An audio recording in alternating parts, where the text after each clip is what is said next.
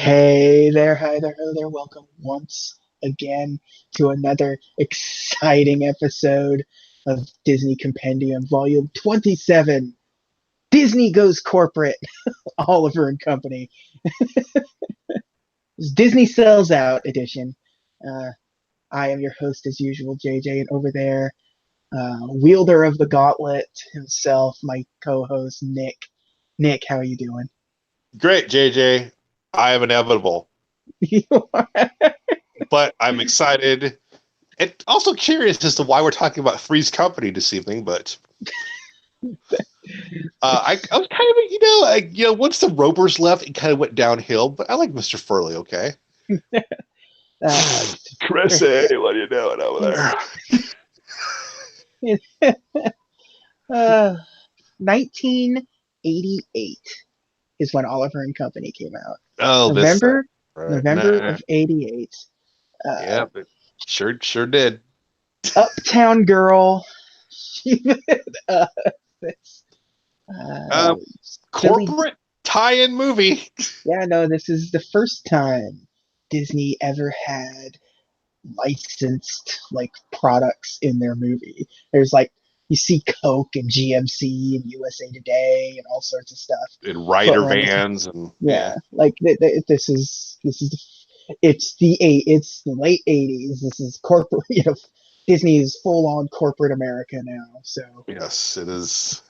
not It is. only did not only were they promoting in the movie, they were promoting outside of the movie with this one too. This is the first big movie with like a uh, push for merchandising and stuff. Mhm. So I want to say we'll get to it, but just the kind of for my own gratification, I think the first original Disney movie to have a Happy Meal line, like I or would the first like its first first, run, yeah, during its first run, during yeah, its first run, absolutely. yeah, Because most of the stuff was like re-releases and stuff right, where they yeah.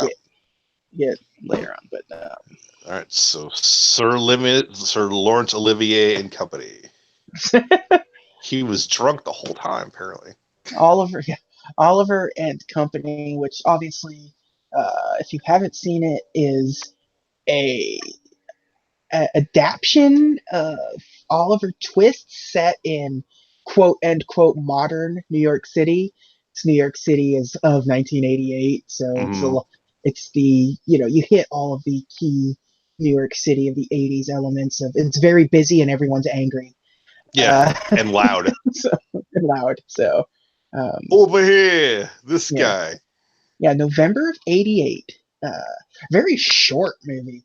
I was kind of surprised by how Yeah, short this it was was. short. It was 73 minutes. It was like 70 minutes if you take out the credits. So I didn't see the credits. yeah, So yeah. yeah, it was yeah. There was no ending credits sequence to tease Little the Mermaid. Uh, you didn't, they yeah, probably they find Triton's like Trident. yeah, under the yeah, a Sir, we found frozen, it. yeah, uh, a staggering budget of $31 million, which I can only assume is cast alone. Like, I mean, I considering the last movie was half this budget, yeah. let's just run down the cast real quick because Sure. it's Let's do that. quick and easy. So all of the Oliver is very young Joey Lawrence. Fresh off different strokes, or I think, or silver spoons, or something. No, give me a break. Yeah, there you He go. was like, give me a break as a kid. So yeah, Yeah. Billy Joel as Dodger. the Piano Man.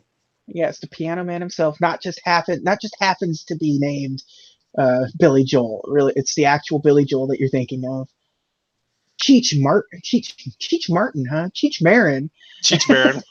as Tito, uh, the little Chihuahua. Um, Richard Mulligan, who we know from Soap and Empty Nest fame, Yes. uh, as a Great Day named Einstein. Roscoe Lee Brown, who was the bulldog of the gang, who been in a bunch of stuff. Um, African American actor who liked not playing African American roles. Like, he didn't want to play stereotypes. So you see him doing a lot of that non-stereotype stuff. He was notably for our generation Kingpin in the Yes. Spider-Man '90s cartoon, and he was the narrator for Babe. Yeah. Both of Roscoe them. Lee Brown. I think he was picked for this role because he has a very erudite sounding voice. Yes. Like he just sounds like, oh, he's Yes. great voice, Roscoe Lee Brown. Uh, the uh, the uh, the female dog of the gang is Cheryl Lee Ralph, who to most of us isn't anybody in particular, but in the '80s she was sort of the star of the Broadway musical Dreamgirls, The original Dreamgirls. the original Dreamgirls. Fagin here is Dom DeLuise, a voice that does not look like that character. No. it's very Um, it's very off-putting the entire time. So, uh, yeah, you during this have period, yeah, Dom DeLuise is also doing a lot of animation. yes, Yeah. I mean, yeah, because you got a lot of stuff. Tom DeLuise in it at this point. Robert Loggia as the villain. Robert Loggia. As the villain Bill Sykes, who just doing a Robert Loggia voice the entire time. Like you Mr. recognize, President, I'd like to know what you're doing. yeah, when he starts talking, you recognize me. It's like, oh, yeah, that's Robert Loggia. Like that was That is, like you hear Billy Joel talking, you're like, is that Billy? That's that Billy Joel's talking voice? like, turns out, no, it's not. yeah. Yeah, Cheech Marin and Robert Loggia are the ones that you recognize right away. Yeah. And the high society dog, Georgette, is Bette Midler. Bette Midler. So, Yep. and yeah, so massive, massive cast.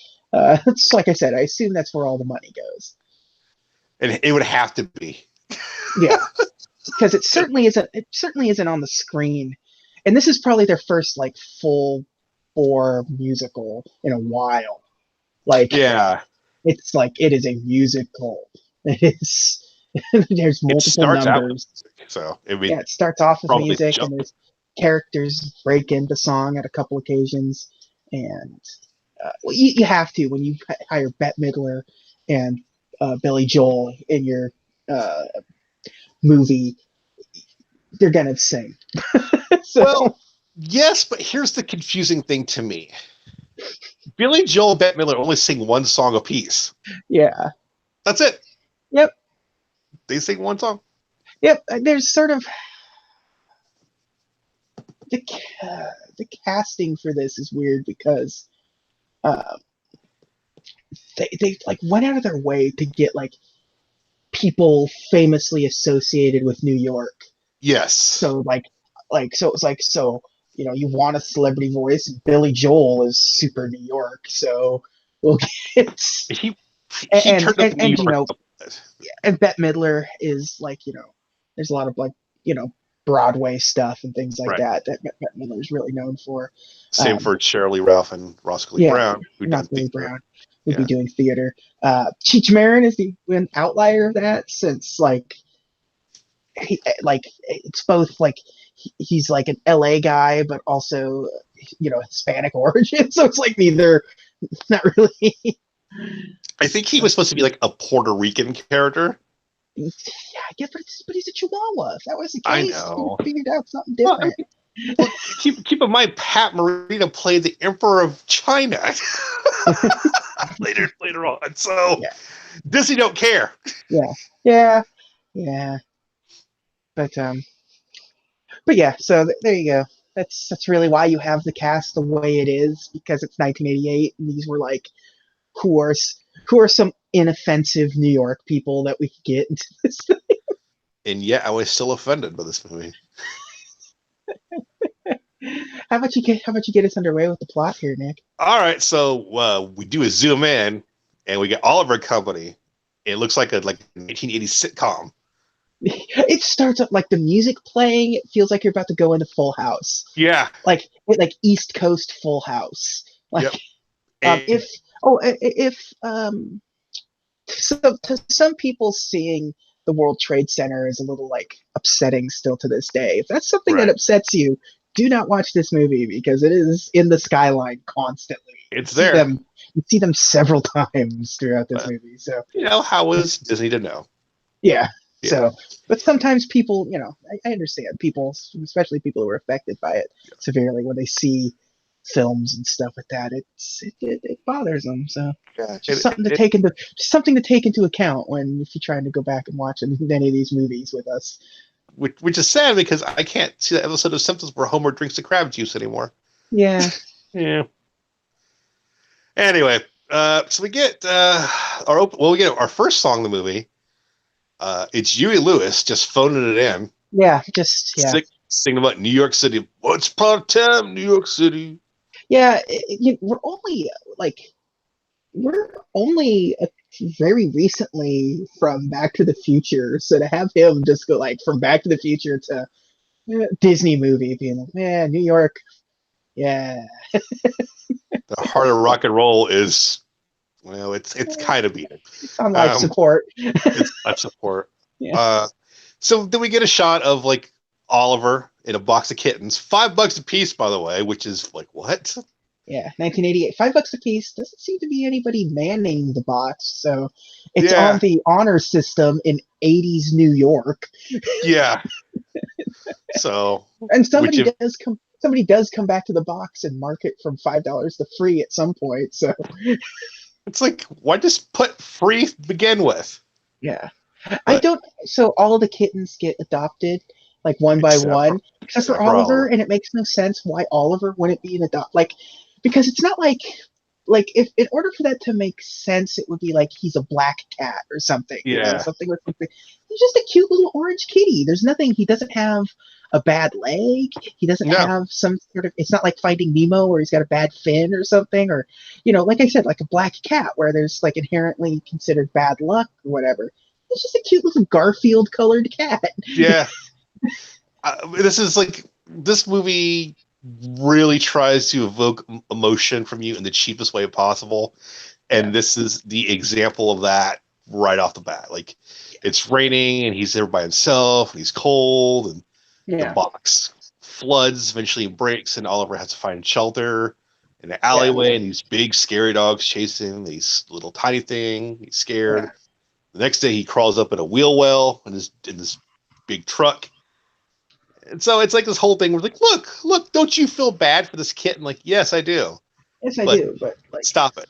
yeah, yeah, it's yeah, you know, it's one of those things where like it's Oliver Twist. I get it. He has to be an Yeah. orphan, but I feel like you could come across it a little more earnestly or Yeah. something.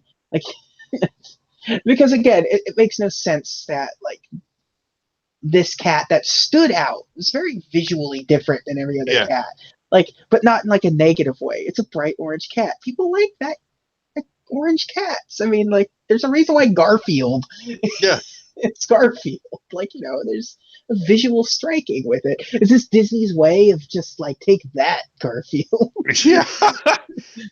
It's like all these cat. Oh, I don't know. I like Cat's free now, but he probably hates Mondays, so I'm gonna pass Yeah, yeah. I can't be having this. I can't be making lasagna all the time. all the time. I I can't be don't. making this cat a full course breakfast constantly. Yeah, I have things to do. This is 1988 New York City. I have Yeah. places to go, people to Yeah. yell at. Do you know how many times a day I have to yell? I'm walking here. Yeah. I have to go sexually harass my female veterinarian, so I can't be cooking for this cat all the time. So now we're introduced to Billy Joel, Dodger Billy Dog. Billy Joel just turning the New York up to 15 here. Yes, a Dodger dog who would you say is a worse Dodger dog? This Dodger dog or actual Dodger dog? How dare you, sir? Dodger dogs are made from 100% all beef Farmer John sausage, so I will not have you besmirch the name of Dodger dogs. I knew that would get you. JJ Dodger is like a less good version of Cooler from Pound Puppies. Yep. That's what he is. He's like, look, he's got shades and a bandana. So that's how you know he's cool. I love that he just inexplicably gets shades on from time to time. They never animate how he puts those shades on. It just happens. They'll just cut to him and he'll be wearing shades, and you're like, okay. Or they'll fly off a human character onto his face perfectly. Yeah, yeah. It's a very lucky. So, They spend a lot of time making these characters not seem like a gang of thieves. yeah, Like, they. So yeah, Dodger. He like, oh, he sees Oliver, coerces him into helping him steal hot dogs from New York man with the worst haircut ever. yeah, his name is Louis, as Louis, voiced by Megatron himself. which, as JJ and I discussed before, if this guy had just been full on Megatron voice, I've been like so much happier. Starscream, you idiots! Bring back my hot dogs. So Dodger pulls like just a great move and goes, "Hey, you know what? I tricked you. These are my hot dogs." And Yeah, bye. yeah, and then just hoofs it out of there with the hot dogs that Oliver helped him acquire. The hot dogs that are just connected like a necklace. Yeah, just the old school style chain link sausages kind Yeah. of thing, like the Ninja Turtles would take and use as nunchucks. Yeah. Like I've never seen those. I mean, Like for hot dogs, I've seen them for sausages. But yeah, but like not as hot dogs. It's your typical hot dog. Of course, also I've never been to New York, so who knows? It's all Me either, but it's Wild West over there for all I know. I just assume like just people who yell and there's hot dogs and links and hot Jason dogs, just walking around throwing people in toxic waste and it's totally cool. yeah, it's just constant it's just all bodegas filled with newspapers and soft pretzels and stuff. Yeah. Yeah, it's pretty much There you go. Yeah. But yeah, so now we meet the gang with all of the aforementioned characters we mentioned earlier. Quick, name them all without looking, JJ. Einstein was the dumb one. Francis was the bulldog. Yep. Tito is the chihuahua. I do not remember the woman's name. Roxy. Oh, Roxy. Is it? Do you know? I think it's Roxy. Let's look it up. Let's see if I can find it now. Oh, you were wrong. You're close. What is it? Rita. Oh, you know what sucks about that? That's my wife's name. Yeah, she's gonna be thrilled. It's fine. Yeah. So yeah. It's they're like, hey man, what's this cat doing here? Yeah, because first Dodger gets in there with because they're hungry and they don't have anything, and all they've stolen is garbage. And so here comes Dodger with the hot dogs, and he's getting ready to tell his story about how he got the sausages and how he had to fight off a big monster animal for him and everything. And then here comes the little kitten that's made his way, followed Dodger all the way there. So JJ, let's real quick. Okay. So we talk about how Roscoe Lee Brown is not he typically avoids caricatures of his race. Yes. Cheech just leans into it. Yeah, Cheech, on the other hand, that's all he wants to do. Seems like. Cheech is like, you know what? Let's go for it. Yeah. He's got the bandana. He's got the boombox. Yeah, he's just doing some dancing the entire time. Yeah. It's just he's leaning hard into some stereotypes. He's dressed like the badass chick from Aliens. Yep. That's her. So we're introduced to all the dogs. They immediately take a shining to Oliver because he followed him there. And Dodger tries to play it cool, but everyone's dunking on him instantly. But he's still trying to play it cool while watching baseball or whatever. Yeah, he's like, I'm watching the game. What? Wearing shades, by the way. Wearing shades indoors, but I don't know what this indoors is because it seems to be both a sewer and under the docks. Yeah. It's like, what? And also, why is he wearing shades inside? Like, is he marrying Corbretti? Yeah. He's gonna cut pizza with a knife. Cut pizza with a knife. Yeah. Uh, JJ, are we supposed to not like Dodger? I I mean, I I technically, I think so because like in Oliver Twist, like you recognize that The all of Artful Dodger is a jerk. yeah, the Artful Dodger's a jerk, and in this one, Dodger is a jerk. Because if that was the intended outcome, mission accomplished. Yeah, so Yeah. and then we're eventually introduced to Fagin. Yeah. I hate saying that name every time I have to say it. I hate it. Just know that. It's pretty much a homeless guy, Yeah, but just like your voiced by just Dom DeLuise, yeah, so it's just really match. yeah, this wafy, scrawny homeless man, and like he looks like one of the goons from 101 Dalmatians, He absolutely does. uh, but voiced by Dom DeLuise. So you're just like, this, every time he talked, I'm like, this isn't the voice. This like No. it's the wrong voice. Like the voice, like Billy Joel probably would have been a better choice for this character than Yeah. Dodger. Dom Just like DeLuise is switch them. Put Dom DeLuise as Dodger. Billy Joel and Fagin, it's which because because it's. Fagin doesn't have a song. So But I mean, he's just full dumb. He's like, oh, jeez, yeah, oh gosh. like they've even like he's even animated like Dom DeLuise, like doing a lot of the anxiety acting that Dom DeLuise is known for.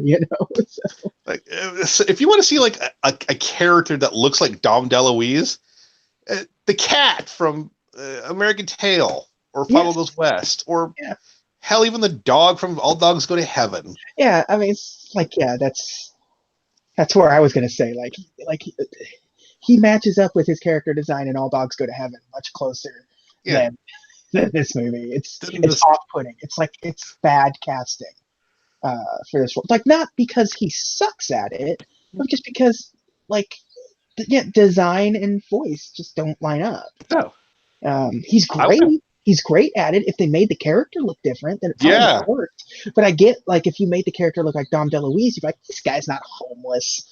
yeah. Well, I mean, okay, so take the hot dog guy and make him look like the homeless, like make the homeless guy look like the hot dog guy, Yeah, and then yeah, or make Frank Walker be the hobo. yeah, I don't yeah, know. yeah. But But now we're introduced to Robert Loggia uh, yep. with it. First, his Dobermans make an appearance. Dobermans. I don't know who does the voices of those I guys. looked him up. Not a lot of significant, like nothing worth Okay, pointing out. But yeah, but like Doberman. street tough sounding Doberman, basically. Yeah, yeah. Uh, and they're in there and they're just sort of wrangling his pets while Fagin goes to meet Sykes.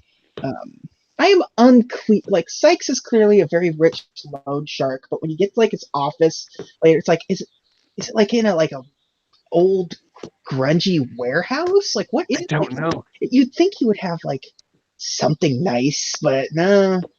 No, it's like his headquarters is like the energy zone from Contra. Yeah, it's yeah, And he, by the way, he's this rich like loan shark guy, yeah, but he has zero lackeys except for his dogs. yeah. It's him and his dogs. There's no like bumbling servant or No, anything. It's like him and his dogs as he's just walking around talking like Robert Loggia. drink some orange juice. It's like what if the Kingpin was like low level? Yeah, Like because he has but, he's got that bulky build too. But yeah, but so this is where we sort of learn about like so Fagin's in the debt to Sykes. It's why Fagin is a thief and stuff. He owes money to Sykes and got all this stuff going on. So it's Oliver Twist. I mean, we should all know Oliver Twist by now. he enlists his animals to do. I don't know what they do. Like, do they run cons? Do they steal? Doesn't really clarify. Like it certainly seems like it's a combination of both because like Okay. Tito got that wallet. So Oh, like right. So and there's a bunch of stuff, shoes and things, because they're dogs. They don't know what has value. And he's not going No. out. He's not going out with them and pointing out the things that are like, okay, now you see what this like. At least Tito realized that a wallet is something that has inherent value in a sense. So he got Right. the wallet. I mean, there was nothing. There's no money in the wallet. There was no credit cards or anything in the wallet, so it didn't mean anything in the end. But at least he He's not, understood the basic concept of what he needs to be taking.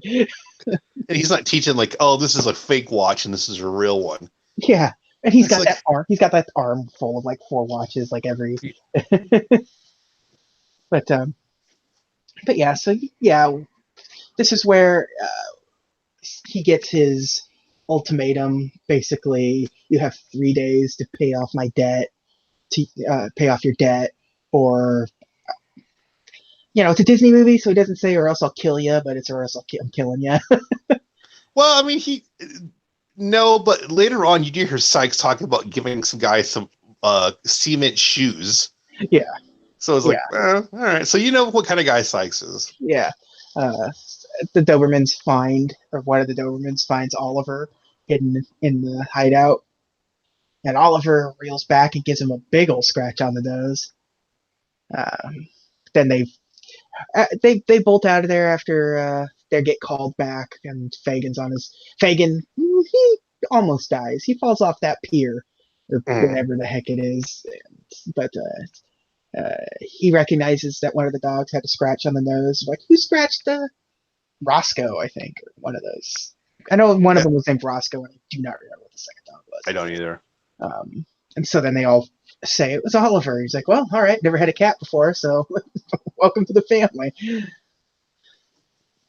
And then he gives him dog biscuits. They give him dog biscuits to cheer him Yeah. up. So, Yeah.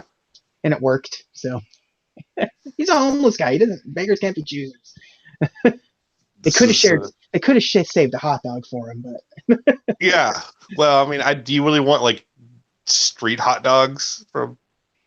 again, I get it. He's homeless. He's still a person, though. yeah, eating dog biscuits. I would rather have like a hot dog than a dog biscuit. I would probably rather have the dog biscuit than like drag through New York in 1980s Yeah, hot dog. steaming manhole covers. Yeah, I'll take the dog biscuit, thanks. Do you really think those dog biscuits are just sitting in a box somewhere in this weird sewer pier boathouse that they live in? With Look, it's plausible deniability. but, Especially my dog, like, hey, here's a hot dog. Like, no, I'm good, man. Thanks.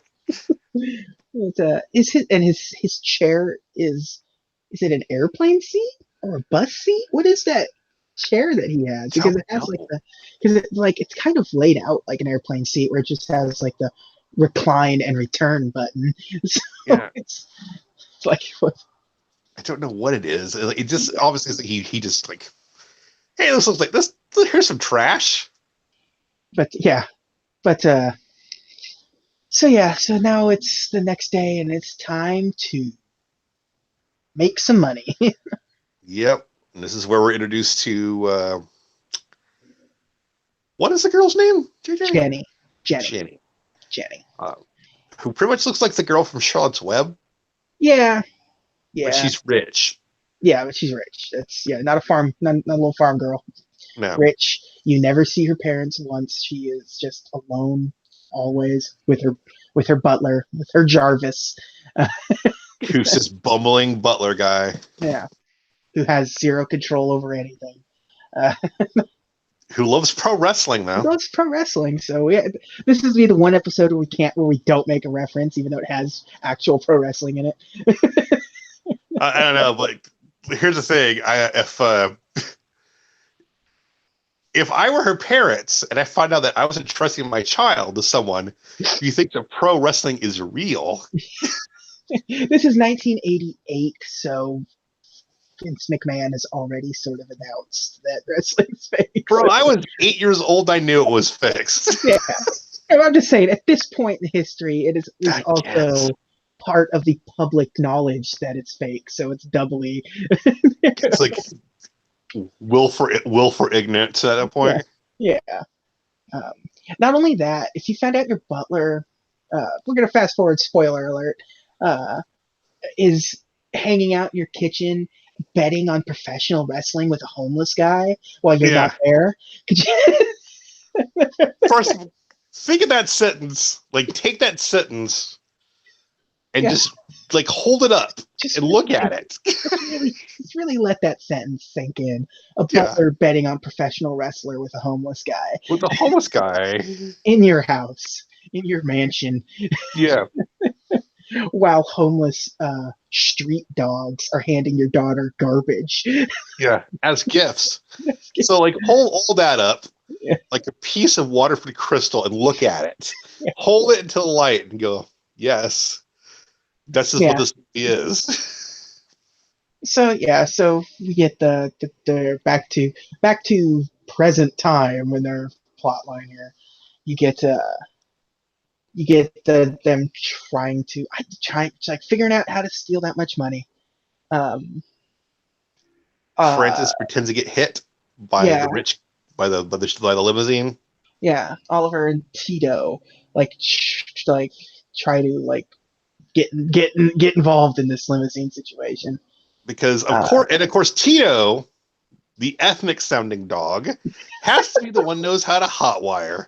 yeah, Holy crud, Disney. yeah, uh, yeah. It's 1988. You know, It's still not okay. no, it's not. It's not. It's not okay. It's not okay. This is it's 1988. We should be past this, Yeah. but nope. Here we are. Um, but yeah, so it backfires stupendously uh, for them because uh, like Oliver like slips on like starts the car and electrocutes the hell out of Tito. Yeah. Just like whoo. Uh, and then Jenny helps Oliver get out of the wires, and then just takes him home. Hey, I found a cat. Yeah, this cat is here. It's mine now. Uh, Yeah. um, so yeah, they bring the cat home. Uh, that's when we're introduced to Bette Midler via song, uh, Yeah. like a a huge number. Mhm. Choreography with a bunch of dogs and This is uh, probably the best song in the movie. yeah, yeah, it's it's something else. Now, JJ, her character, not well animated. Mm-mm. I don't know. It's like they ran out of the budget for her. Because there's a point where I forget the name of the dog. This should tell you, like, I can't name a lot of these characters, but Yeah. the Bette Midler dog. There's a scene where she's coming down the stairs, and it's clearly CGI, but the animation in that scene is so bad. It is so bad. Oh, yeah. It's yeah. I don't know what. It feels like this scene was added later. I think so. Like, I would believe it. or maybe it was like added. Like they went back and had to do it, or it was Yeah. like the first like when it came back and they got it in the film. They're like, oh, this isn't working. This doesn't fit with any something. It feels like because there were times where it gets into sections of animation and the lines get chunky. Yeah. And it's just like it feels like it came from a different movie or was animated at a different time or something. Like it wasn't the same team or something. Like because at this point, because things are starting to get like Xeroxed and stuff, and you know you're getting a lot different style of animation. The lines are getting thinner and thinner on the characters. Yeah. And yeah, there's a couple of scenes in this musical number where the lines, Georgette. That's the yeah, character. yes, Georgette, where the lines are just getting real chunky. And Yeah. yeah, It yeah, looks like feels wrong. if you guys ever see the cartoon The Littles, it kind of looks like that kind of like, I don't know, like later Chuck Jones career style animation. Yeah, yeah. So So yeah, so um, So yeah, we're home. So you get the Georgette number, and now you're being introduced to the sort of the household, so to speak, which is just the little girl is Jenny is making some food for Oliver, and the butler is on the phone with the parents because, um, well, when we're introduced to the girl, she gets the letter from her parents saying we're not going to be home for your recital or whatever because they're negligent. because they're negligent. And he's like, and the butler's like, oh, they'll probably be home for your birthday. And she's like, no. Yeah, she's like, why do we fall, Master Wine? But yeah, but so yeah, this is the phone call where it's like, yeah, no, everything's going fine, it's all good.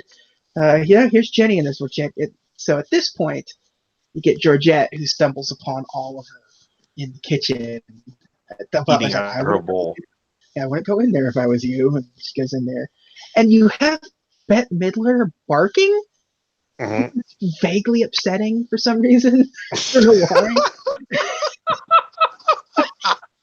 Like, yeah, like because it wasn't like because sometimes when they try to do like animal noises, they just substitute in actual animal noises, Yeah. or you have you know voice actors who are known for animal noises to sit down and make the animal noise for them, you know.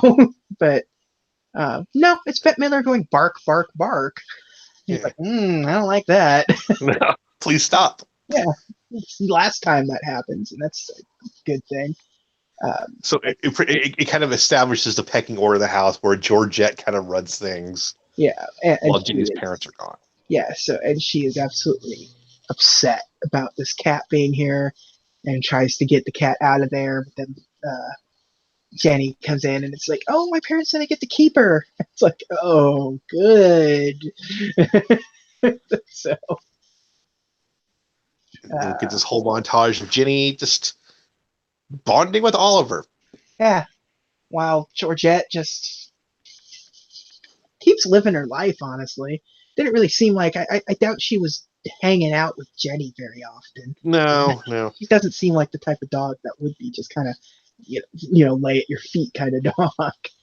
Well, it's this whole thing. Well, Georgette has her number is about how much other dogs love her and how Yeah. she all these suitors, and she is a disturbing looking dog.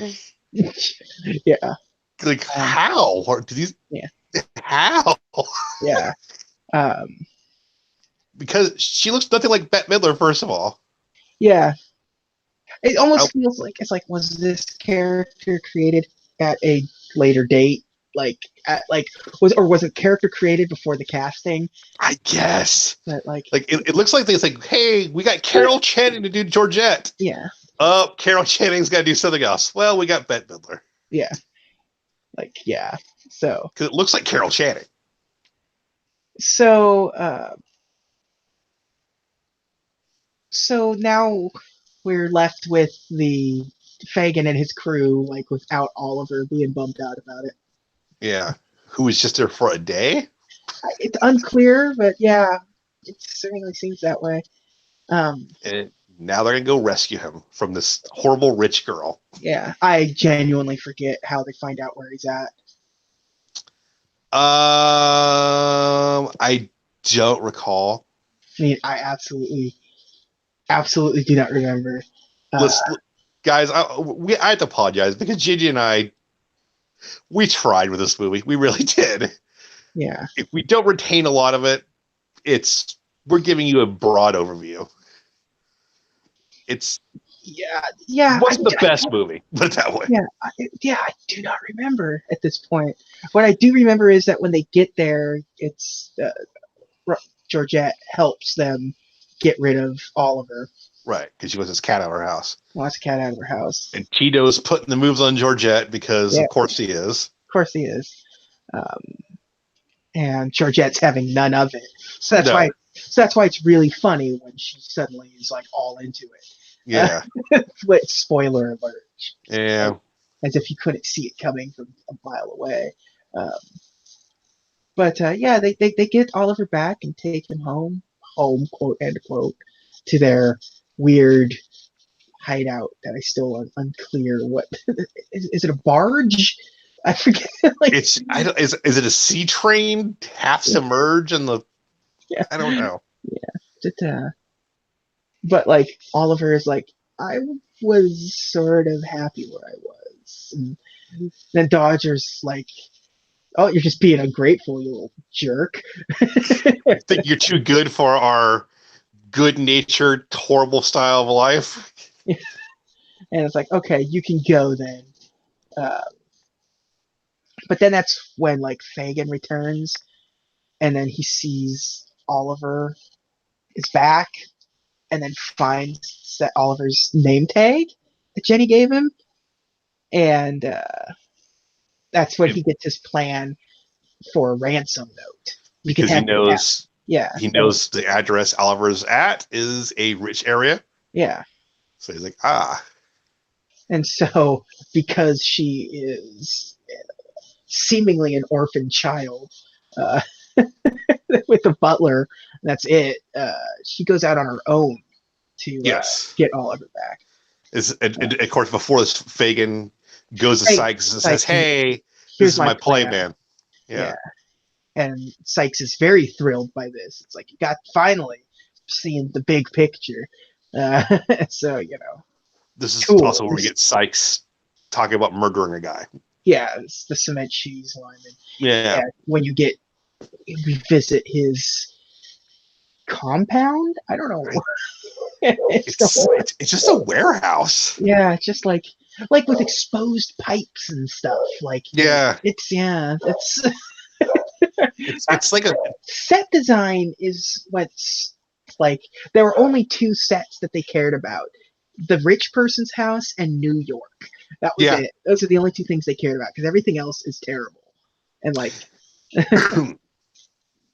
well, Sykes' compound, and going back, we talk about like how he has no hired muscle aside from his dogs, but he has like closed caption cameras filming everything. He's got CCTV, filming stuff, and he's got a very nice car, like with a custom hood ornament with his two dogs on it. That's all he's got. Yeah, because you don't really see anything else that gets like. I don't know. He's a bad loan shark. It seems like. Yeah. He keeps giving this guy opportunity after opportunity to screw him over. So it's like, hey, this derelict and his gang of dogs will make good eventually. Yeah, sooner or later, and if not, I'll kill him, and then I'll never get my money. So profit? Question mark? Yeah. So this is when we meet at the port. I don't know. I guess every generic the harbor. Every generic like drop off point you ever see in a movie, where it's like, okay, you bring the kidnapped person, and I'll bring the briefcase of money, and we'll do a swap. Don't bring the cops, kind of situation. Meet me at the docks at midnight. It's like every generic. So that's when Fagin realizes that this very rich cat owner is just a little girl with a piggy bank. And his conscience gets the better of him. I did get a nice little chuckle out of his, like, how is he going to give her Oliver without admitting that he's the one that stole Oliver? Where he just like throws Oliver into a box of what could only assume rusty tools and parts. And he's like, "Oh, look, a cat!" And oh no, look, a cat! Is this your cat? Oh, what a surprise! What a crazy random happenstance! Yeah, which then turns south because Sykes has been watching this whole time, zooms in, and then kidnaps Jenny. Sykes and his crazy Oldsmobile just comes in like, I knew you were gonna do it. Yeah, kidnaps Jenny, tells him your debt's been repaid. So now everyone's off to rescue Jenny, including Georgette, who's now all in on this adventure with short time. Yep, she's. But yeah, so you have them all chasing him on the Brooklyn Bridge, I would assume, or the GW Bridge. I don't know. Yeah, one or the other. It's got a subway, right? Like, Yeah, I've never been to New York, so I can't speak accurately. But all I know is they have yeah, steam grates in the Ghostbusters. They live there. yeah. All I know is in the late '80s, the Statue of Liberty was animated using pink slime And and saved the day in using control with the NES it Advantage. as an NES Advantage controller. Yep. Yep. And then uh, Rick Moranis took full credit for it. Yeah. There you go. That's all. That's the bulk of my New York understanding. It's New York. That's all you need to know about New York. New York and Ghostbusters and Teenage Mutant Ninja Turtles. And Broadway? Question mark? Yeah, Cats. Cats. Yeah. It's just like how everything I know about Philadelphia I learned from Rocky. Uh, And also, the movie Philadelphia. and the movie Philadelphia. Everything I know about New York I learned from the Power Rangers. Not Power Rangers. That was Ghostbusters. Ninja Ghostbusters, Turtles. Ninja Turtles, and Jason Takes Manhattan. There you go. There you go. That's all you need to know. Yeah, I mean, I live in California. I live like 120 something miles away from Los Angeles. Listen, I've seen Crocodile Dundee in Los Angeles. I know how it's. And I just assume every baseball game is Angels in the outfield. Of course, yeah. Okay. Ray Liotta's there being an idiot. So see, everything's true. Everything's true. Everything you've seen in movies. Like, Yeah, my area not particularly well versed in film. I think the Walking Tall remake took place in the Pacific Northwest. well, so JJ lives in the Pacific Northwest, so Yeah. he drinks a lot of coffee. There's a lot of coffee. I think He throws fish at tourists. He's really into composting. What was the? I'm trying to remember. There was 10 Things I Hate About You, or one of those movies like was filmed in my city, like Oh yeah. Like- I think it might have been. like the high school that I live a few blocks away from was used as a major filming spot for that movie. So, So like 10-year-old JJ is like, why is Sixpence on the top of the roof of that high school singing "Kiss Me"? Seattle area best known for the video game infamous Second Son, or was that the? I think Second Son was the PS. I will defer to you on this one. It's relatively accurate. So it's pretty much like Seattle, just like yeah, we have the Space Needle, Frasier, and Sean Kemp. Yep. Yeah. We had a basketball team. We had a basketball team. That's our claim to fame. Yeah, and like I said, I live in California, so we just surf all the time. Yeah, surf all the time and have wine. So yeah. And Disneyland. We have wine at Disneyland. Yeah, if it's not Disneyland, it's wine country. That's pretty much. Or Hollywood. Yeah, movies are being made there.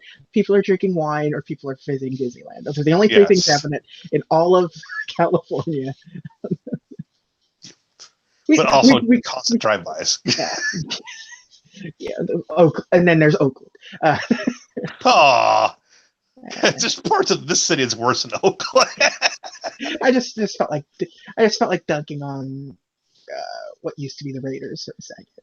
Good. I don't know where are the Raiders at now. Are they Vegas now? They're gonna be Vegas. Listen, we've gone off the beaten path because this movie's ending now and it's terrible. And listen, they save the day. They save Oliver. They all get to live happily ever after. Oliver lives there.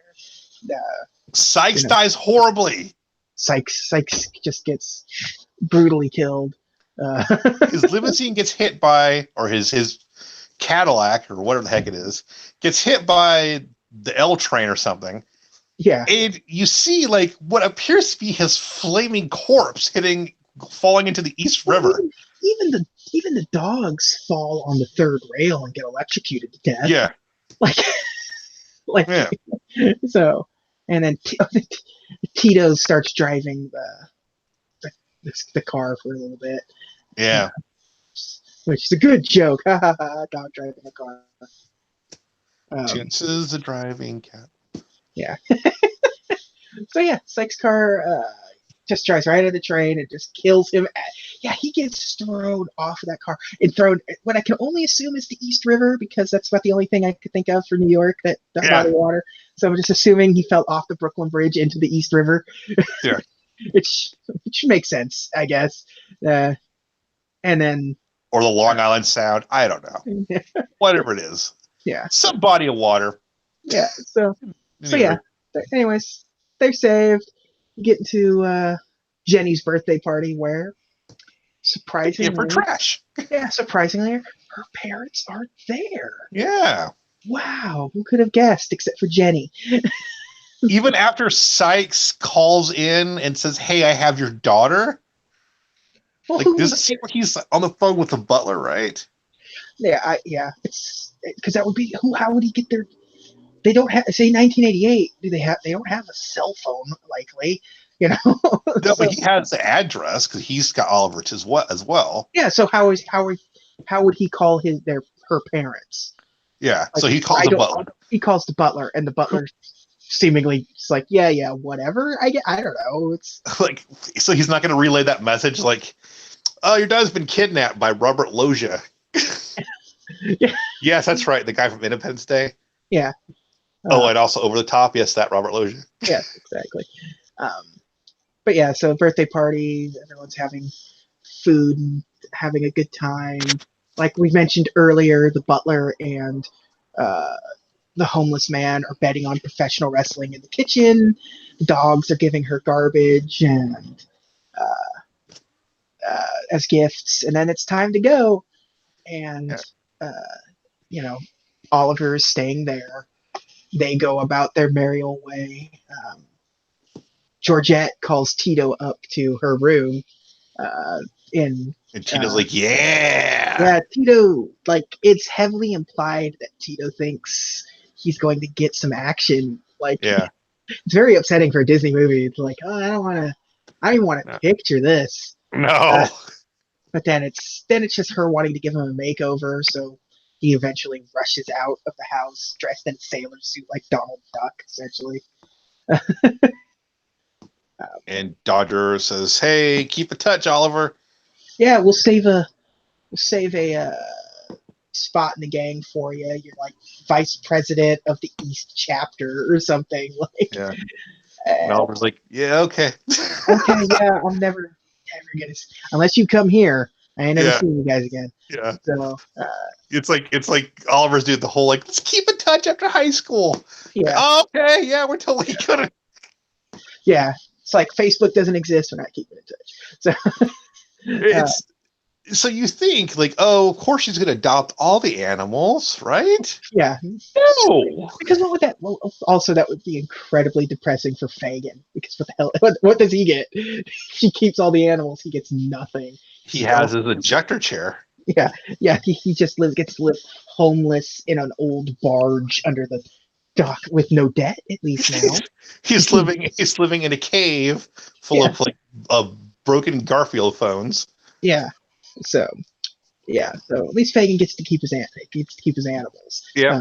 This ends very like it deviates from Oliver Twist. You're just like, all right. Yeah, because the Artful Dodger and Oliver Twist, spoiler, goes to jail.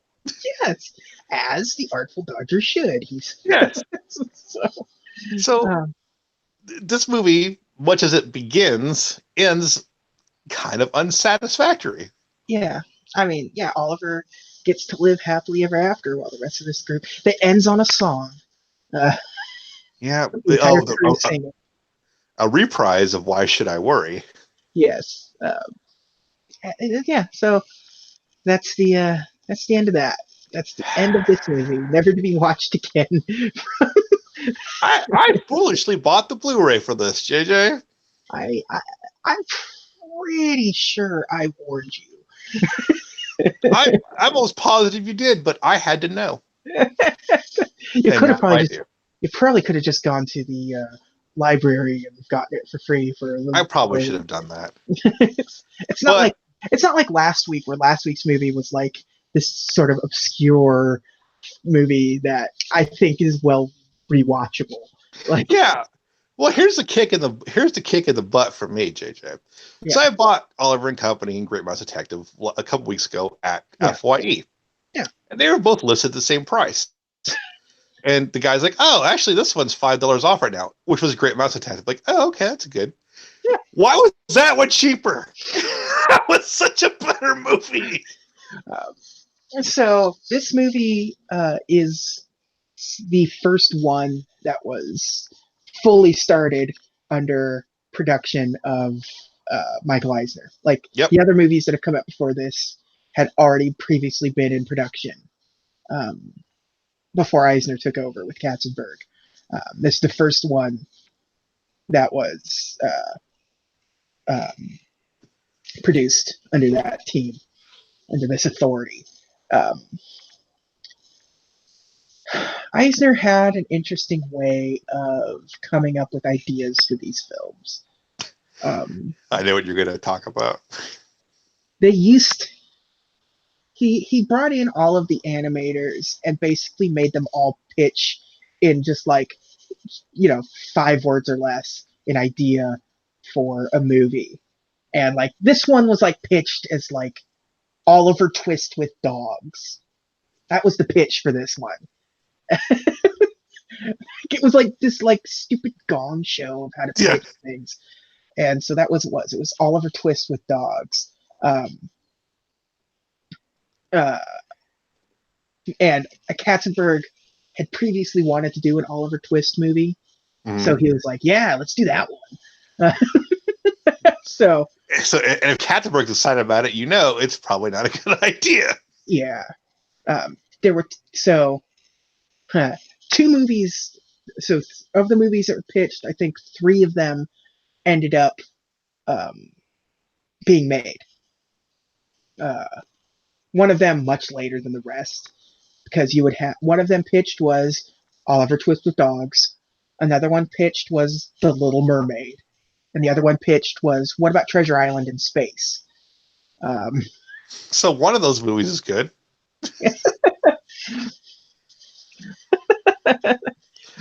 So nobody said it. What about Hamlet? Nick is a big fan of Treasure Planet. Oh yeah, I love it. Yeah, and this one was a story artist pitched one for Oliver Twist with dogs, and it's Pete Young was. That kind of makes sense, JJ, because somebody would say like, "What about Hamlet with lions?" Yeah, I mean, yeah, it works clearly. So when this movie started its production, it was actually called Oliver and the Dodger, which had Tommy Lasorda in it. Yeah. Apparently, the initial story of this started off with the 2 Dobermans killing Oliver's parents. Oh, good lord! Yeah, and it's like Oliver wants to have revenge. Like that's how do you say Oliver Twist with dogs and then get that? That's called it Oliver Twist, JJ. Yeah, it's Oliver Twist with dogs. It's a revenge story. Yes. Like it's Death Wish, but what about Oliver Twist with dogs, but it's a revenge fantasy? It's reverse John Wick. What if John Wick was killed and the dog goes out on a murder spree? So, it takes place in New York. So Oliver's Frank Castle. Yeah, exactly. Yes. Exactly. It's the Punisher. So that's how this movie started its life. No, I can't imagine, like, imagine like this, like how it goes from from dogs to cats, but because it doesn't dogs to, it just replaces Oliver from a dog to a cat, and like the rest of the cast is dogs, so it's still Oliver Twist with dogs. Was there? So you talk about how last week they wanted to have Madonna and Michael Jackson in Great Mouse Detective. Was there any weird casting with this one or no? Like Eisner pitched or? I don't remember anything in particular. I think there was music stuff. Um, but um, but I also think um, no, because he got everything because he wanted that Huey Lewis song in there and he got it. So yeah, there really wasn't It's anything. the weakest song in the movie. Yeah, yeah. So yeah, it's weird.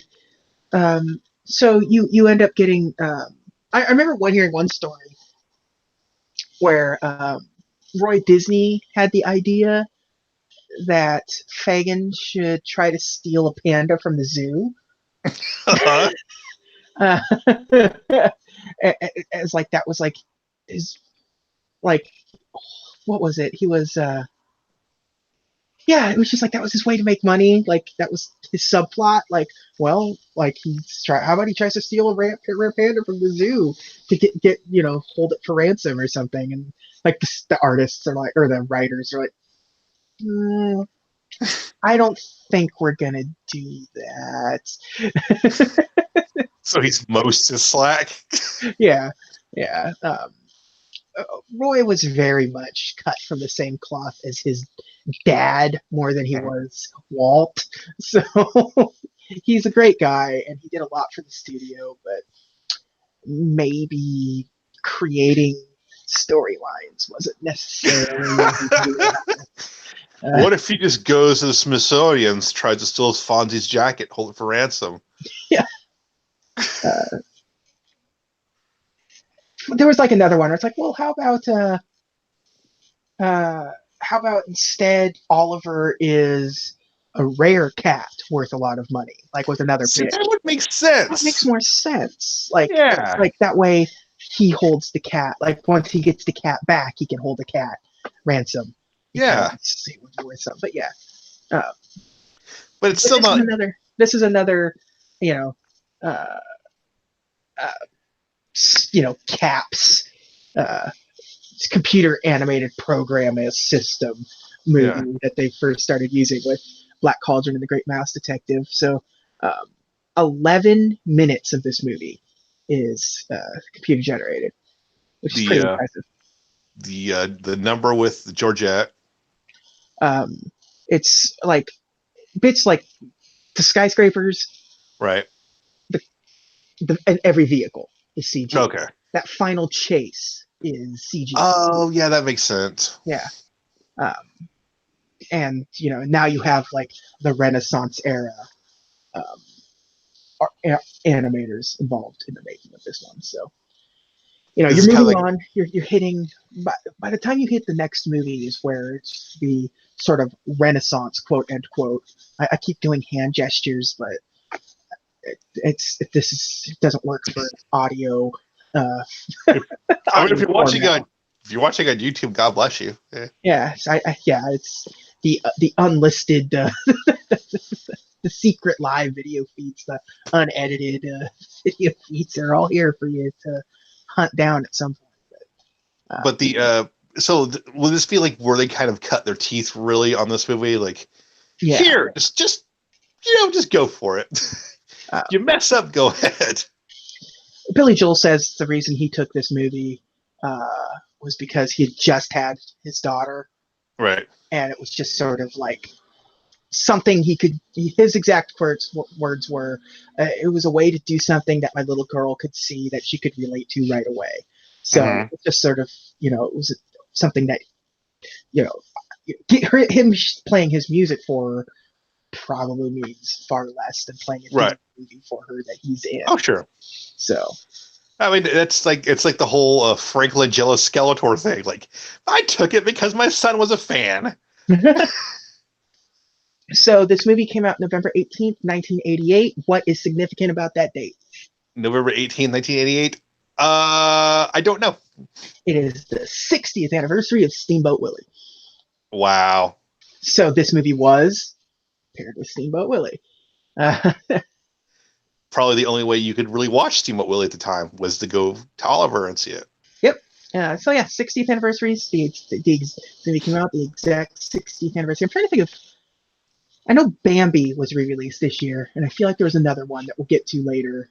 Probably can't release 88, but I know Bambi was re-released this year, and another movie was for sure. But was the original Rescuers released this year? no, Okay. it was something. We'll get to it in a second. When we get to my notes, we can get to that. Okay, sure. Um, it also has. It also came out the same day, unfortunately, as a much bigger animated film. Land Before Time. It came out the exact same day as Land Before Time. Which, yeah, ended up beating Oliver and Company. Pretty steadily. It wasn't Disney was at the time wasn't considered the cream of the crop anymore. No. And then you have Don Bluth starting his own sort of side business here, making his own movies. You get Land Before Time, opening at number one, kind of thing. And eventually, Oliver and Company, like overall, outgrossed Land Before Time, but initially, that the initial runs are important, because if you ask most people who grew up in that period, like, if you could see a kids movie in 1988, would it be?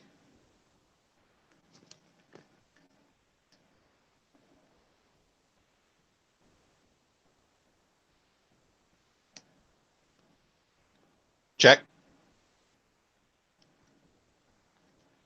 Check, check, check, check, check.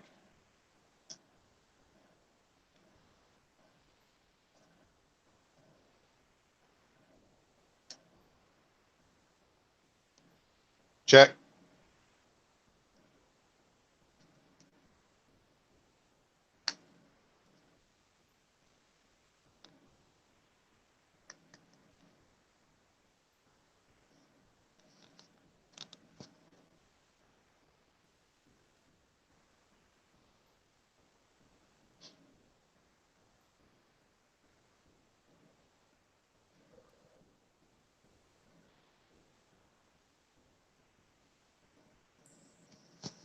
Can you hear me now? Yes. Okay. We'll have to edit this out because I guess my headset died. Couldn't tell you why. Can you hear me still? Yes. Okay.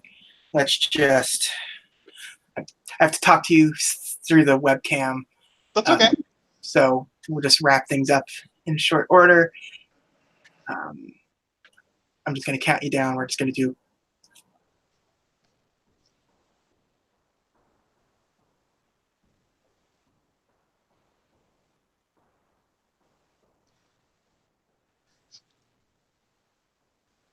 So, yeah, Land Before Time was... yeah. hot if you the bigger extravaganza. Yeah, by a long shot. Well, and if I recall correctly,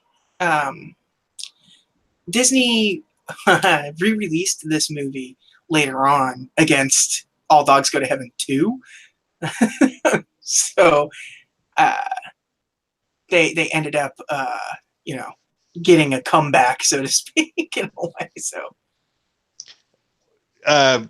Now, was this when was this first released in VHS? 96, I believe. 96. Okay, that sounds about right. Yeah. So that's kind of a decent chunk of time. Yeah, it was a significant amount of time. VHS and Laserdisc in September 25th, 1996, and it was not a very big release. It was one of their most requested movies for home release, which I could only assume comes from the fact that it was also probably one of the most marketed movies they had. And also, like, maybe people just, if you hadn't seen it in theaters, then you probably, or you heard it often talked about, like, well, I want to see what this movie's like. Yeah. Probably the same reason I bought the Blu-ray. Yeah, it's so we were talking about marketing wise, this movie had Kodak, Dr. Scholl's, Sony, Diet Coke, Tab, McDonald's, Yamaha, Ryder, USA Today, and a couple of car manufacturers like as their like in the movie, which was, you know, Disney had never done that before. It's the first time I ever did it. They're saying it was done for to be more realistic, for more realistic New York. I'm sure it also offset some of the cost of the movie too. It doesn't like they make the play that it wouldn't be, but like they didn't really pay a whole lot for advertising or anything. But just Yeah. I don't believe that. And it was uh, uh, uh, it was Sears had promotional tie-ins, Right. where you could get puppets for the film, like and things like Yeah. that. I know No, that. that was no McDonald's had finger puppet Happy Meal toys Yes. and Christmas ornaments. Most famously, the Christmas ornaments. Yes. And when it was re-released, Burger King had promotional stuff for the movie, which I showed you a picture of. And Yes. it's all absolutely terrible. It's like Burger King's already the second tier burger place. Yeah. So you get you get the second run of Oliver Company. Yeah. So yeah, I mean, like major stuff. Apparently, this movie was released by Warner Brothers in the UK. That's odd. Yeah, I don't understand any of that. I don't understand how that stuff usually works, but at the same time, I guess I could understand it in some ways. We get to some weirdness with the format of this because in the US, Dinosaur is considered one of the, you know, classics of the movie studio, quote unquote classics. But when you get to Europe, it's not. It's not part of that lineage. Instead, it's replaced by Into the Wild or like The Wild or one of those. I forget what it's called exactly. But like, yeah, it gets weird. Some of this stuff gets weird. Like, I feel like there's probably some sort of licensing thing that we never fully understand or know anything about. Maybe it was a thing where Disney just didn't want to put their name on it. Just like, well, I mean, it was still a Disney movie. It was just distributed by Warner Brothers, just not whatever their Buena Vista probably at the time would have been the distribution arm for video and theatrical stuff. Or Touchdown or whoever. Yeah. Relatively well received. Not, you know, blowing the doors off of any places, but like, you know, people liked it. Gene Siskel gave it a thumbs down. Roger Ebert reluctantly gave it a thumbs up. If I remember reading the review, the synopsis, it was a marginal thumbs up. That sounds about like, right. Pretty much everyone's like, it really can't compete with classic Disney stuff, but it's still a fun movie. And like for a kid, this in particular could be a really fun movie. Yeah. But yeah, it's really just another talking dog movie. I mean, like, it's a thing that's been done a million times and will have been done a million times over. So I think a lot of my problem with this movie, and I told you, like, I don't like super New York sounding New York things. Yeah. But also, like, I remember 1988. You know, like, I don't think recent history or like Disney movies that try to take place in the present, they don't hold up as well, I guess is what I'm trying to say. Yeah. Disney movies, when they try to be contemporary, tend to fall on deaf ears because they try to lean too heavy into like commercial contemporary, right? As opposed to like making it feel contemporary. Mm-hmm. Throwing in a bunch of references and sort of modern day things, you know, isn't what makes something contemporary. Just having it set in the time frame when you're filming it makes it feel contemporary. When you can't go out of your way to make it like you just like it feels like they go out of their way to say it's 1988. See, because you have to create everything by hand. Yeah. You can't just go out on the streets and start filming and have the billboards be what the billboards are, and Right. having your cars being what the cars are out in the middle of New York. Just go to a car lot, rent a bunch of cars for the day, and you have an accurate 1988 New York landscape, or whatever. You have to hand create everything and kind of lean too heavy into like it's Billy Joel. What's more 1988 than Billy Joel? Yeah. It's a thing like where like how we had Great Mouse Detective. Yeah. Yeah, it's a turn of the century, but those kind of movies feel more evergreen. Yeah. Where you're far enough removed from them where you're like, okay, it's fine. And let's just get to the no video games, no theme park stuff. There's no ride. There were characters because everything has characters, but there's no New York themed area set in 1988. Like I stepped in poop. Welcome. Yeah, but 1988 Disney. The biggest thing happened at Disney in 1988. Something that helped save Disney in so many ways is Who Framed Roger Rabbit. Right. Which is, this massive success for the studio, second highest grossing movie of the year, and with some of the most phenomenal, even to this day, the animation of that movie is kind of second to none. Yeah, a movie that I would rather be talking about, to be honest with you. Yeah. So how about we top 10 movies of 1988? Okay, let's do it. Number 1, Rain Man. Roger Rabbit. Rain Man, okay. Rain Man was number 1. Roger Rabbit is number 2. Okay. Coming to America is number 3. Okay. Big is number 4. All right. Twins is number 5. Oh, it's a dark period.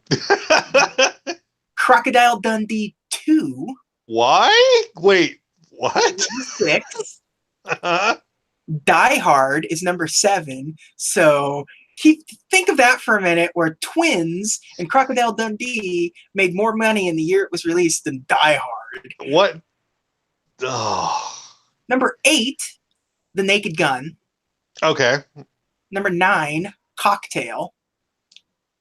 And Okay. And number 10, Beetlejuice. So that's your top 10. Wait, hold up. How is... Okay, I get Roger Rabbit being number 2. Yeah, and even Rain Man. Rain Man was the number 1. Yeah. That was a huge movie. It won the Academy Award that year. And I love Die Hard. But yes. How is Beetlejuice at the bottom of that list? Out of everything, how does Twins beat Beetlejuice at the box office? I don't get it. Like Crocodile Dundee 2, you can vaguely understand, so many ways. Like, okay, I get it. Crocodile Dundee was a big movie, and people really loved it. So people would have been excited for the sequel to Crocodile Dundee, regardless of quality. People would have gone to see Crocodile Dundee 2. Coming to America, even all right. That's a great movie. It's a great comedy. Big is at least still a relatively popular movie to this day. But by the way, also has Robert Loggia in it and takes place in 1980s New York, but somehow good movie. Die Hard taking place in 1980s, but still a good movie, and one that people like to claim was their favorite Christmas movie. Which, if Die Hard's your favorite Christmas movie, please re-examine your life. Naked Gun is a classic. I will never get tired of The Naked Gun. No. And that being in the top 10 makes me happy. I didn't realize that would have been the case, especially considering some of the other movies that came out this year. Like, that being in the top 10 is really cool. Cocktail, okay. Tom Cruise was a thing. Tom Cruise was a big popular thing at the time, so that makes Beetlejuice top 10. Feel like that should be up there more. I feel like more people. Yeah. But, no. I mean, you think about the movies on that list. Beetlejuice probably holds up better Yeah. Well, I mean, besides Roger Rabbit, maybe holds Yeah. up better than most of the movies on that list. Yeah. Because Beetlejuice, it's just like, And we're into the 80s, so you also get two of our favorite genres. We're in the peak of like two of our favorite genres, which is Action. bad 1980s slasher films and bad 1980s action films. I love both those things. Action Jackson, 1988. Awesome. How do you like your ribs? Bloodsport, 1988. Awesome movie. Yeah. The Fox and the Hound was re-released this year. Oh, good. Let's see what else we got. Brain Damage, which is a classic horror film. Let's see what else we got. Return of the Killer Tomatoes. Critters 2, the main course. I absolutely love Critters franchise. Dead Heat. Oh, that's Arnold. Joe Piscopo. Oh, Joe Pisk. Oh my God. I'm thinking of Red Heat. Sorry. Red Heat, yeah. Friday the 13th, Part 7, The New Blood. Is that the one with Corey Haim in it?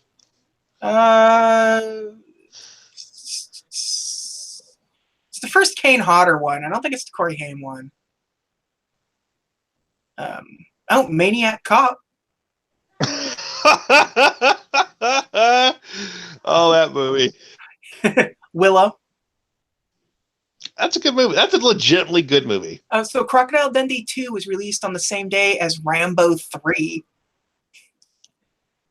I would rather see Crocodile Dundee than the third Rambo. Killer Clowns from Outer Space. Classic. Big and Funny Farm came out on the same day.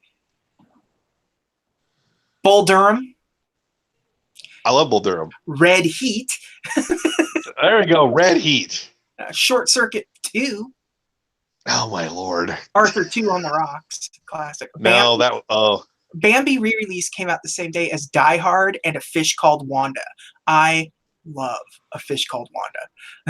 John Cleese is that movie's fantastic. Yeah, Midnight Run, Big Top Pee-wee. I love Midnight Run. Midnight Run. You're about to say I love Big Top Pee-wee, and you're about to say, no, wait, I didn't mean that. No, wait. No, I love Pee-wee's Big Adventure. Caddyshack too, so you know. Why? Oh, Lord. George Romero classic, Monkey Shines. Oh, like that. That's kind of like his under the radar one. But I remember seeing the poster for that movie and scaring the hell out of me. Just the terrifying cymbal clashing monkey. Yeah. Yeah. The blood. And... Yeah. The Blob remake came out in 1988. A really graphic version of the Blob too. Yeah. The Last Temptation of Christ, released also on the same day as Tucker, The Man in His Dream, which is a Francis Ford Coppola movie that I love about the auto manufacturer Tucker. Young Guns. And you know what? Young Guns is a good movie. And speaking of McDonald's tie-ins, Mac and Me. Yeah. What if you know what Reese's did for E.T., right? Yeah. What if we just make our own movie? Nightmare on Elm Street Part 4, 8 Men Out came out this year, which is a great movie. Yes, it is. Gorillas in the Mist. Oh, that's right.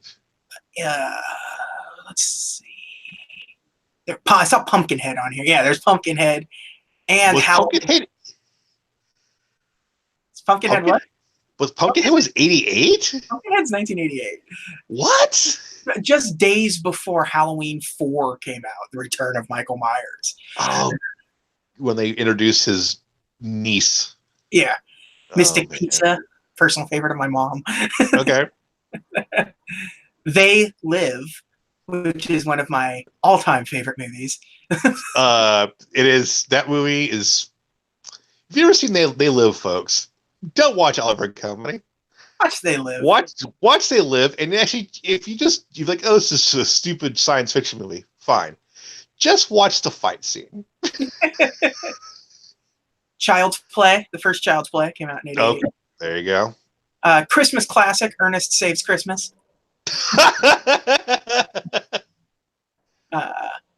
And Cocoon, The Return. They missed. Scrooge. Oh, okay. So Dirty Rotten Scoundrel. Are you going to say something about Scrooge? I am going to say something about Scrooge.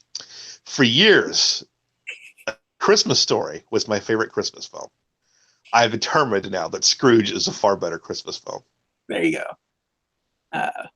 Dirty Rotten Scoundrels came out in 1988, which if you haven't seen, you should. It's by Frank Oz, and it stars Steve Martin and Michael Caine as grifters, and it is still hilarious now. It is. It's underrated. It is. Of forgotten. It's on. By the way, if you have Amazon Prime, it's on there right now for free. Go watch it. I'd watch it right now. Yeah, it's a great movie. It's funny. It's got some like easily quotable lines. There's a few that stick with you that you will use on a regular basis, even. Or you will never ask somebody to go to the bathroom the same ever again. I'm Gonna Get You, Sucker. It came out. Keenan Ivory classic. A great parody film. Yeah. Dangerous Liaisons. And Hellbound, Hellraiser 2. So, 1988, kind of everywhere for film. Yeah, it was kind of like trying to figure itself out, sounds like. Yeah, because so many of those that you rattle off still hold substantial relevance today. Yeah. And even if you look at the top 10 highest grossing movies, most of them we're all fully aware of still. Even if it's something as terrible as Twins. Probably the one that has like least sort of like pop culture significance is Cocktail, and even that is still like to a certain age group is something. So my wife unapologetically loves Cocktail and can quote lines from that movie. Nice. So Rain Man just cleaned up the Academy Awards this year, like Best Picture Rain Man, Best Director Rain Man, Best Actor Rain Man. Best Actress was Jodie Foster for The Accused. Best Supporting Actor was Kevin Kline in A Fish Called Wanda. Best Supporting Actress is Gina Davis in The Accidental Tourist. So it's come up before, and I guess I should say it since I've got it on my mind of why we never talk about the Academy Awards with Disney. Best Animated Film didn't become a category until 2001. So there's kind of, unless it's a song, there's kind of nothing to talk about. Beauty and the Beast will come up because it's the first cartoon to be nominated for Best Picture. And I forget what it lost to. What was the Academy Awards of 1992? Yeah. I know that's like an episode that, Yeah, let's save that for 1992. We can talk about that after. Yeah, we'll do that. But yeah, it's yeah, and even then, by the time that category becomes an official category, Disney doesn't win their first Best Picture Academy Award animated film until 2013. So, Pixar is its own, it's not this studio. Right. It's a Disney studio, but it's also its own separate studio. So, Disney proper doesn't win Best Animated Picture Academy Award until 2013. So we have a ways to go until we talk about that stuff. But you get music and, Beauty and the Beast and stuff. But, other than that,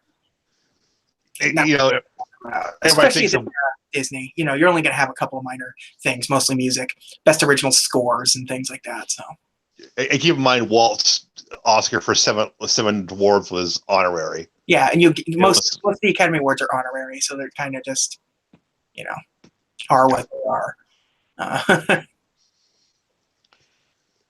So yeah. Should we rank this bass, JJ? I guess we should rank and bass this thing. How about you go first this week? I go first this week because you need to think about it a little more. Yes. I go first every week, and I feel like you're the host. I'm your guest this week. You go first. let's vamp for a second because my laptop apparently needs to reboot everything. Vamp. Yeah. Um, So yeah, of all the movies on that list, if you said like, if you could watch one of those movies right now, it would probably be Beetlejuice followed by Who Framed Roger Rabbit. yeah, Because, I mean, it's a crossover between Looney Tunes and Disney. I would How probably could you as not watch that movie? much as I absolutely love Beetlejuice, I would honestly probably go. I would personally choose um, Who Framed Roger Rabbit because Yeah. Who Framed Roger Rabbit is like genuinely like everything about it's charming, and like the acting in it is so well done. It's like over the top where it needs to be and subdued where it needs to be, and it's absolutely perfect. I didn't realize it until I watched it like as an adult, like, oh, I should have been watching some of this movie as a kid. It's partially inappropriate in parts. Yeah, partially. The patty cake scene, that damn shoe that gets killed. Yeah, no, that was terrifying to me. Like, still, Yeah, like that whole Judge Doom scene, like where he turns into a cartoon. remember me, Eddie, when I killed your brother? And I talked just Look this. Oh boy, you spiked it right there. Thank There you. we go. Getting the red. But Hot mic. Hot yeah, mic. yeah. Sorry to people with headphones. We'd like to apologize for. Sorry. Yeah. But yeah, like, is that the reason that without Roger Rabbit, would there be a Mario Brothers movie? Well, that's a good question, isn't it? Yeah. Yeah. They go, you know what, Bob Hoskins? Yes. I'm sure his acting in it is why they offered him the role. Yeah. I doubt that's why he took the role. Yeah. I think that's an easy role to accept when you have like a younger person talking in your ear, like Super Mario Brothers is big. You should probably get on this. This is You should probably totally do this. Yeah, it's not like it's Jack who was like, or not, or Sean Connery in particular, like rejects the Lord of the Rings because he didn't get it, and then he gets the the League of Extraordinary Gentlemen script, and he didn't get it, and he was like, well, I guess I better accept this because I didn't get Lord of the Rings either, and that turned out to be the biggest mistake of my career. Yeah, but that's why he retired. Yeah, and then I think the only thing after that was some obscure Scottish animated voiceover stuff, and then that's it. He wait, did he? No, that's right. That would have been like the last thing he did. Because I know, like, okay, so my two favorite Bob Hoskins movies, real quick, JJ. Oh. Who Framed Roger Rabbit and Hook. Hook is. We need to talk about Hook. We just need to do like a companion piece to Peter Pan, which you weren't here for, so get you finally on the hook for a Peter Pan episode. Jokes. But yeah, I would rather watch Hook than Peter Pan. Hook, no, Peter Pan's really good.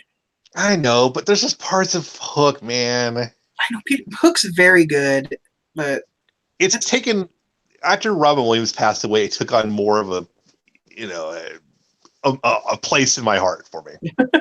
Okay, we're back in here. All right, so the JJ list. Yeah. Do I like it more or less than The Jungle Book?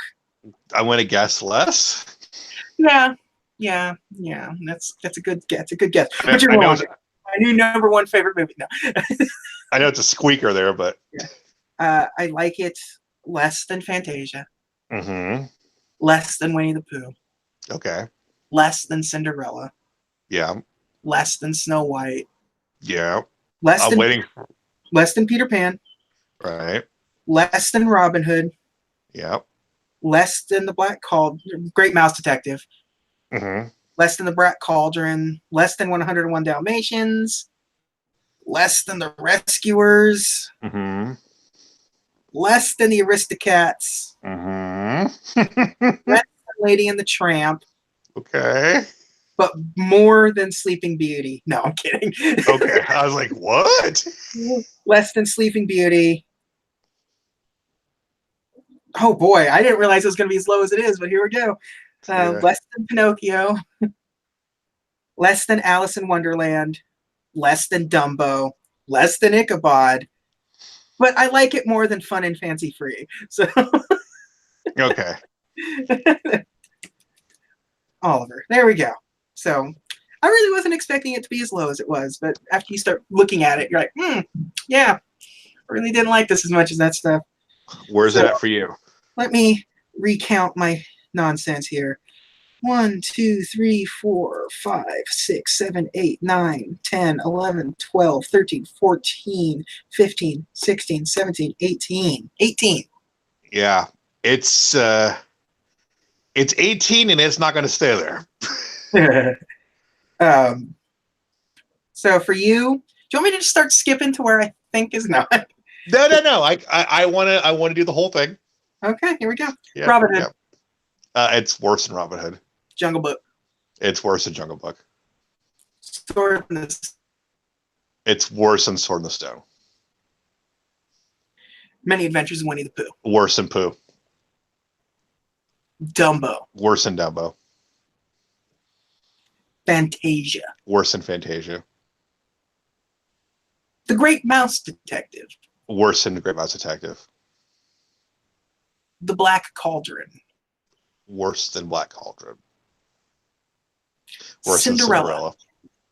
The Adventures of Ichabod and Mr. Toad. Worse. The Rescuers. Worse.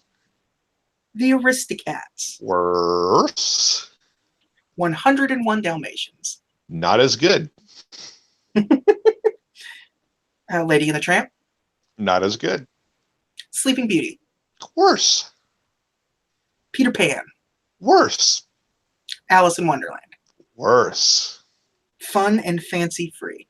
Worse. Pinocchio. Worse. Snow White and the Seven Dwarfs. Worse. Bambi. Worse. Melody Time. Worse. Three Caballeros. It's better than Three Caballeros. Hey, there we go. You're like, why did you let me start the middle, you jerk? There were a couple in the middle where you gave a pause, and I'm like, Well, no, actually, my audio was cutting out, so I was trying to yeah. so you were at 1, 2, 3, 4, 5, 6, 7, 8, 9, 10, 11, 12, 13, 14, 15, 16, 17, 18, 19, 20, 21, 22, 23. Mm-hmm.